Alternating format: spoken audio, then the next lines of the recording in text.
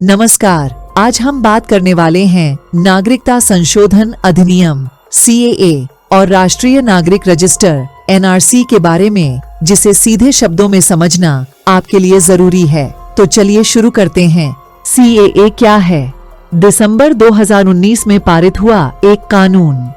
इसका मकसद कुछ खास परिस्थितियों में पाकिस्तान, बांग्लादेश और अफगानिस्तान से आए धार्मिक अल्पसंख्यकों को भारत की नागरिकता देना आसान बनाना है।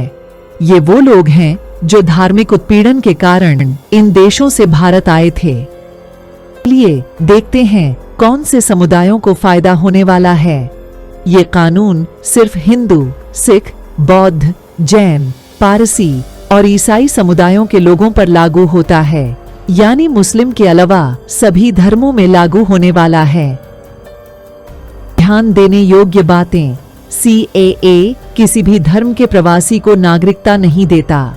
ये सिर्फ कुछ खास परिस्थितियों को ध्यान में रखते हुए कुछ खास धर्मों के लोगों को नागरिकता प्राप्त करना आसान बनाता है।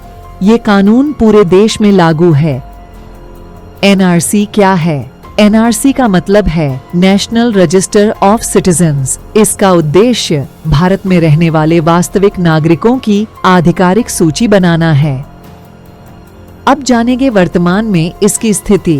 फिलहाल NRC सिर्फ असम राज्य में लागू है। इसका मकसद वहां 1971 से पहले अवैध रूप से आए प्रवासियों की पहचान करना था। पूरे देश में NRC लागू करने की फिलहाल घोषणा हो रही है। NRC कैसे काम करता है? NRC प्रक्रिया में लोगों को यह साबित करना होता है कि वे या उनके पूर्वज कानूनी रूप से भारत आए थे।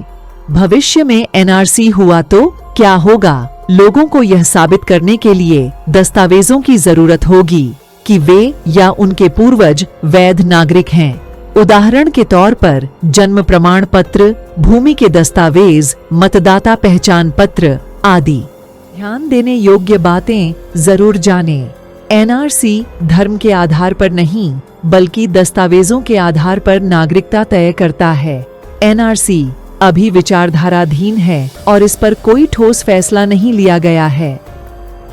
अगर आप UPSC, SSC, NDA, RRB जैसी परीक्षाओं की तैयारी कर रहे हैं और सटीक और महत्वपूर्ण सामान्य ज्ञान की आवश्यकता है, तो हमारे चैनल 1 मिलियन GK को सब्सक्राइब करें और हमारे साथ जुड़े रहें।